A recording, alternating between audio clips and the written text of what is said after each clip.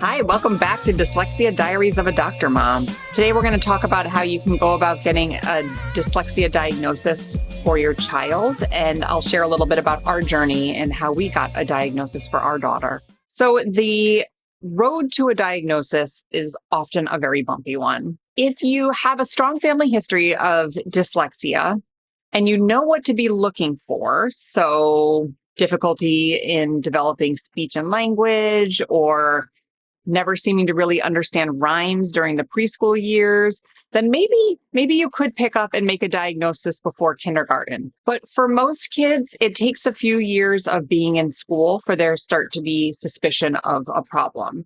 So it's pretty typical for a child to get a diagnosis in third or fourth grade. The next thing I want to talk about before we even go into how to get a diagnosis is the word diagnosis. So dyslexia is considered a medical diagnosis, but I want to be clear that it is not a disease. It is not a thing to fix. Our children are not broken.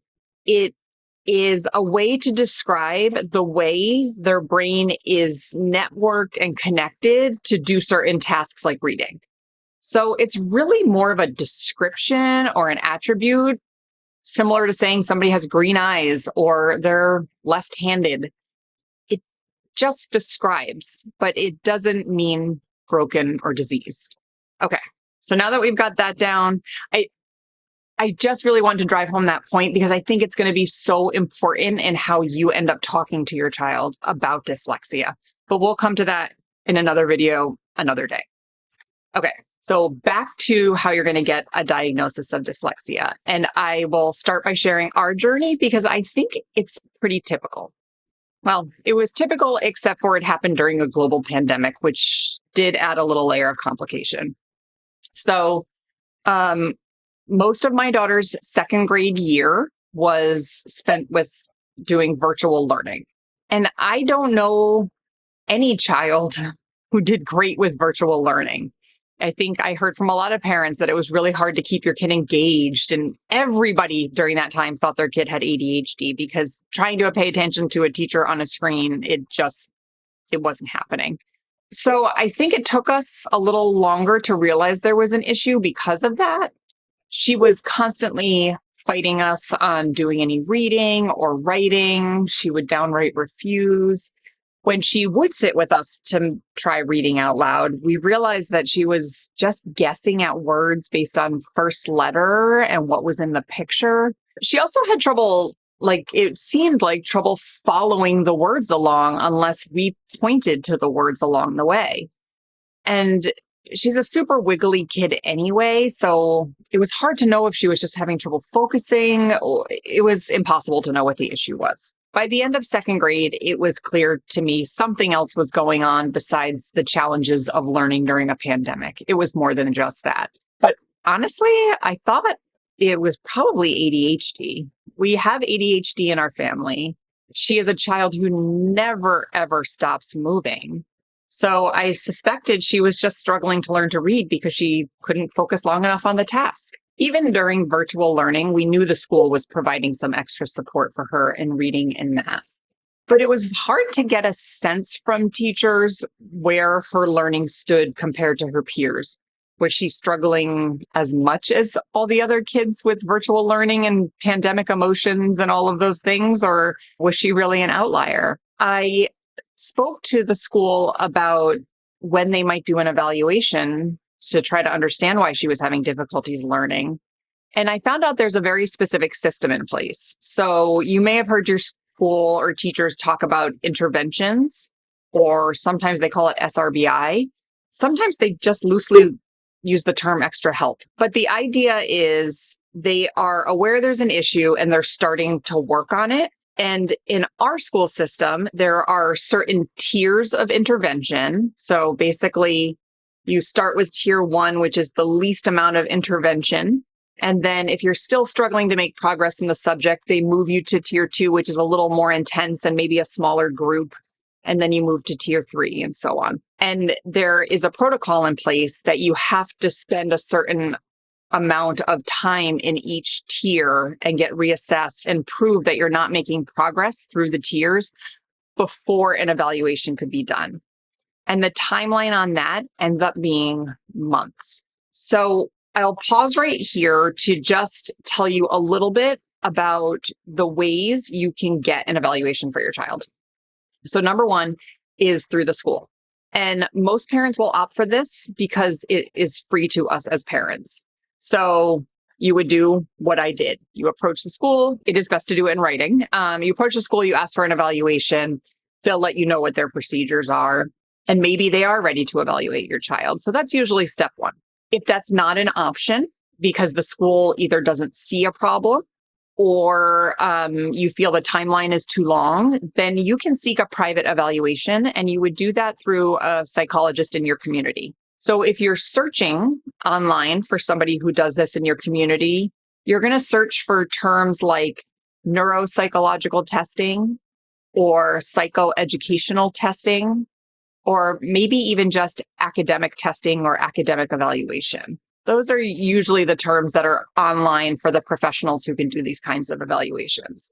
The problem is they are expensive, often a couple $1,000s, and that's more than a lot of families can afford.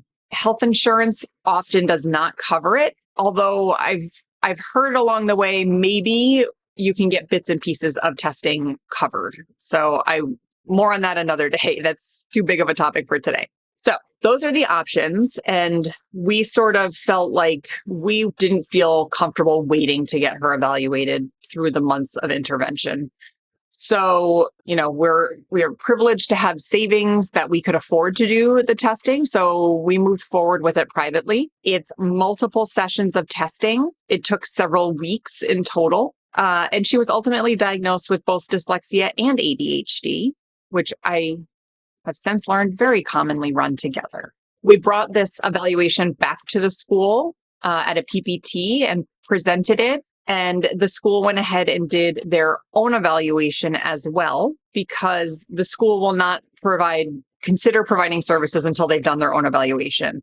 Providing services for dyslexia or for any learning disabilities it's expensive for the school system, and the school system has a budget. And so they need to do their diligence and just make sure that there really is dyslexia before they start providing those services. So as you may have gathered as I explained this, basically what stands in place right now is this failure before testing system that public schools have. So essentially, yes, extra help and things may be in place, but your child has to prove ongoing failure to progress in order for an evaluation to be done for a learning disability like dyslexia. And that makes me angry and sad. By the time a child has gone through multiple rounds of extra help, being pulled out of the classroom, taken to small groups, being told they're not making progress the way they should for months, their self-esteem just plummets. They have already decided in their own heads that they're the dumb kids in the class. And that is heartbreaking and entirely unacceptable. As part of the Individuals with Disabilities in Education Act, IDEA, there is a section in there called the Child Find Mandate. This mandate essentially says that it is the state's responsibility to actively seek out and find the children that need special education services. Unfortunately, there just aren't resources to test everybody, and that's why this intervention system is put into place. So it tries to sort out the kids who maybe with just a little bit of extra help and a boost could catch right back up and figure out which kids truly need special education. This is a really broken system, but I don't see it changing anytime soon. And this is why you as a parent have to stay involved. You have to know what's going on. You need to know which questions to ask. Teachers are doing their best, but it just may not be enough for your child. So here's some questions you might think about asking. What type of extra help is my child getting? Is it actually interventions? Are there different tiers or levels of interventions? If so, what level is my child in? How long does a child have to get interventions before an evaluation will be done?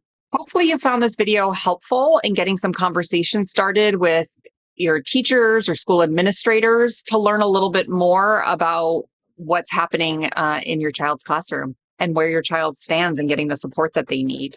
If you would prefer to read this blog entry in its entirety, you can check it out on my website, www.parentingdyslexia360.com. The link is down below in the description. You can find me there or here for future blog entries and videos. And you can find me on Instagram and Facebook at Parenting Dyslexia 360.